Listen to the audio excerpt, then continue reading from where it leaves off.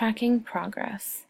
Looking around at people as I walk on the sidewalk headed to class every day, I often see a device strapped to their wrists, similar to the one seen here on mine.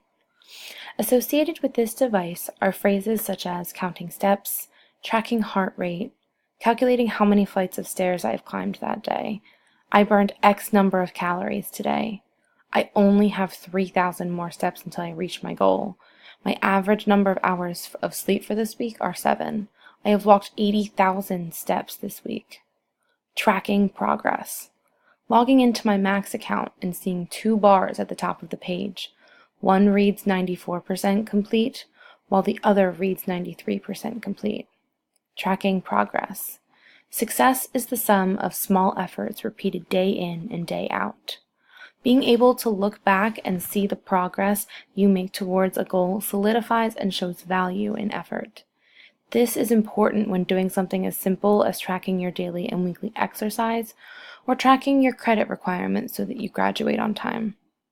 Tracking progress is also important when working with students and assessing their learning.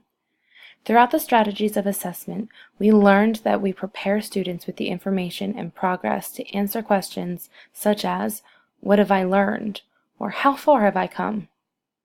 The genius behind this final step is that we actually get to find ways for our students to physically track their learning. Then they go and reflect on their learning, and they're finally able to then share what they have learned through their tracking process with others.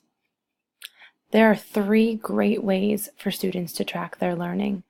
One of them is recording information from assignments and assessments. A second is keeping a journal for them to log and track their progress. And 3, collecting evidence to build a portfolio. Recording assignments and assessments allows students to put the name of the assignment, the date that it was turned in, the mark of the score that they have received. They are able to categorize whether it was a formative or summative assessment, and they have the space for students to record feedback, such as the strengths that they've noticed, as well as the areas that need improvement. Keeping learning journals allows students to keep a collection of thoughts about different aspects of their learning, questions they have, insights, observations about things that they have noticed are important, anything they've liked or disliked about their assignment, their progress that they've seen, their strengths in areas they need to improve on, and etc. The beauty of this journal is that it allows students to use any format they want, which allows them to have the room for creativity. Collecting elements for a portfolio allows students to pick and choose artifacts and work showcased in their final product. This allows for organization as well as a variety of information to see in the track of the student's progress. As long as the portfolio tells a story and the story is clear to the observer, the portfolio is on track. While this portfolio is creative, the students still need to date items, reflect on what their items show, so that the culmination of their work really truly shows the progress that they have made. One way that I have seen this somewhat in action is through the Collins writing program that Penn Manor has just begun to implement and integrate in many of their classes. In my class, all of the students have folders with their names on it. In these folders, we hold on to every piece of writing we have done in class, whether it be small or large.